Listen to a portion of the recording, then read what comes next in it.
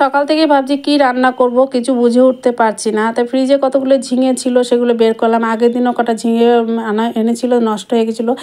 রান্না করতে পারিনি, সব কটা ফেলে দিতে হয়েছে।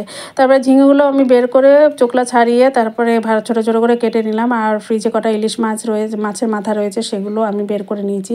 তো কোনো দিন আমি এরকমভাবে রান্না করে নিই, এই প্রথম, দেখি কেমন হবে জানি না। যাই হোক, খাওয়া তো হয়ে যাবে।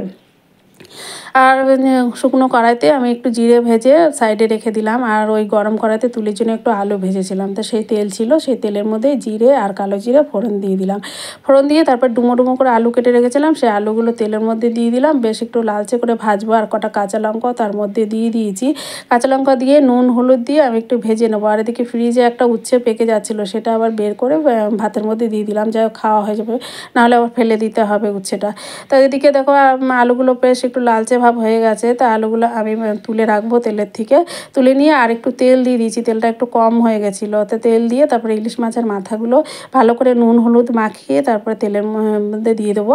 দিয়ে একটু লাল লাল করে ভেজে নেবো। আর এদিকে আমি একটু কাঁচা জিরে বাটাও দিয়েছিলাম, সেটা আর ক্যামেরাতে দেখানো হয়নি।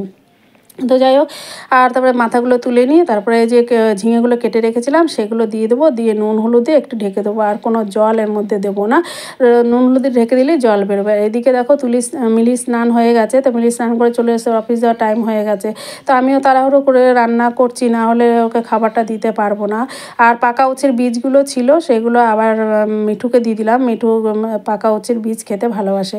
তো এদিকে দেখো ঝিঙেও নরম হয়ে গেছে, আলুগুলোও নরম হয়ে গেছে। তার মধ্যে মাছের মাথাগুলো দিয়ে দিলাম, যেগুলো ভেজে রেখেছিলাম। দিয়ে ভালো করে নাড়িয়ে চাড়িয়ে আর একটু মিষ্টিও দিয়ে দেবো তার মধ্যে, কারণ ঝিঙে তরকারি একটু মিষ্টি মিষ্টি হলে ভালো হয়। তারপর ভাজা জিরের গুঁড়োগুলো দিয়ে দিয়েছি। দিয়ে তারপরে একটু কিছুক্ষণ ফুটিয়ে তারপরে নামিয়ে দেবো। তো কেমন লাগলো রান্নাটা তোমরা জানিও। আর খুব একটা যে স্বাদ হয়েছিল তাও না, একটু জলসা ভাব ছিল। তো চলো ভিডিওটা রাখি। সবাই ভালো থেকো, সুস্থ থেকো, আর কমেন্ট করে জানিও। টাটা।